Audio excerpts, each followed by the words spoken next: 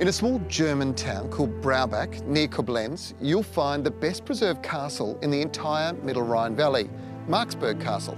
It's the only castle in the Rhine Valley to have never been destroyed, and it has continuously been inhabited for more than 700 years, untouched by the destruction of war through time, and even spared from being destroyed by 2 world wars. It's totally unique.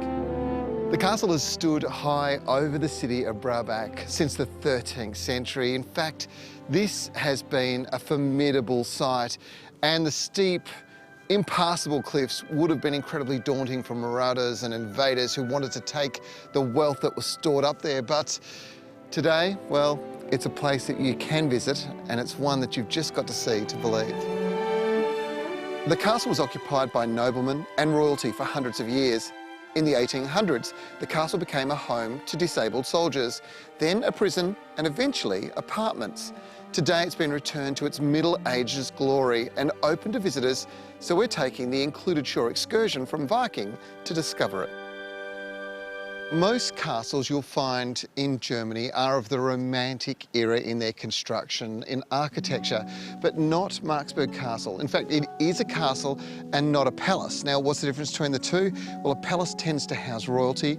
A castle would protect nobility and villages, but it acted really as a fortification, a collection point on major thoroughfare routes, so rivers and major pathways, and this made it a major target for marauders who wanted to collect that wealth.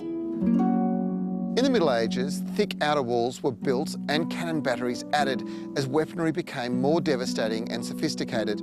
The work that must have gone into building this is remarkable.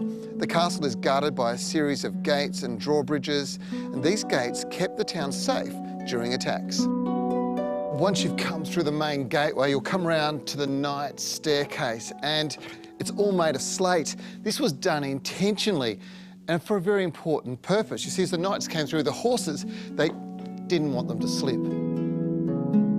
This included shore excursion takes you deep inside the castle to better understand the inner workings. The kitchen is set as it would have been during the Middle Ages. Meat would have been hung to keep it from being eaten by rodents, and pots and pans were lowered and raised by the cooks over the fire, using a handy hook system to prepare food just at the right temperature. Bedrooms showed that people were quite small way back then. In fact, people were much smaller in the Middle Ages, and they also slept sitting up because they believed that lying flat resembled death and would allow their souls to be taken in the night. Oh, you know, back in the old days, they even had the toilet. Can you believe it? Interesting thing about the toilets here, though, they didn't have a lock on the inside to stop somebody from coming in. They had a lock on the outside, and that stopped invaders coming up to the toilet and breaking in to steal your goodies. I would have thought you'd smelt them coming.